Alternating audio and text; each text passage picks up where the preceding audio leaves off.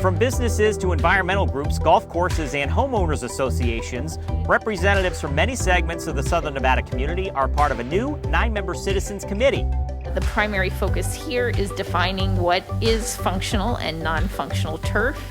Its task, finalizing the definitions of the types of grass that can stay and what must be replaced as part of the new landmark law, which requires the replacement of all non-functional grass across the Las Vegas Valley. Our water use is increasing and our water supply is decreasing. I think you've all heard about the shortage declarations. Non-functional grass covers nearly 4,000 acres and consumes 9.5 billion gallons of water each year.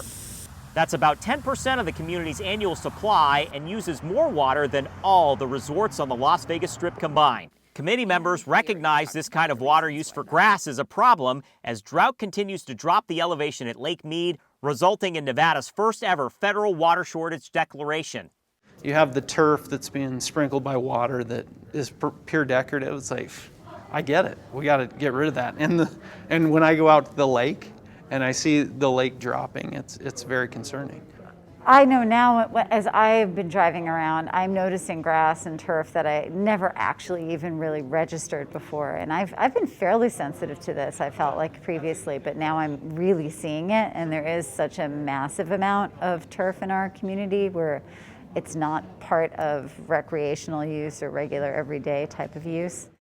The law mandating replacement of this grass passed in 2021 with bipartisan support. It does not impact single-family homes, but non-functional grass is found virtually everywhere. Roadsides, medians, office parks, HOA communities. The committee will finalize the specific rules governing what must be changed, but they'll first provide input from the sectors each represents.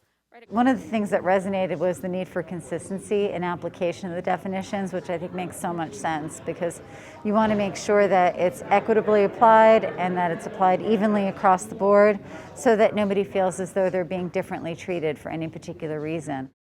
I think it's important for people to be able to walk out of these buildings that they're working in and just have some fresh air and things like that. Trees are a part of it. Desert landscaping will be a part of it.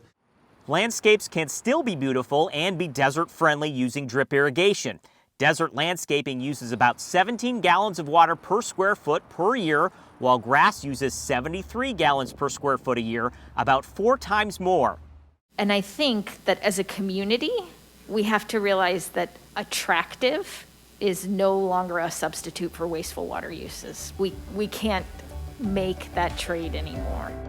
Definitions will be finalized in the early part of 2022, with the law requiring the replacement of all non-functional grass by the end of 2026.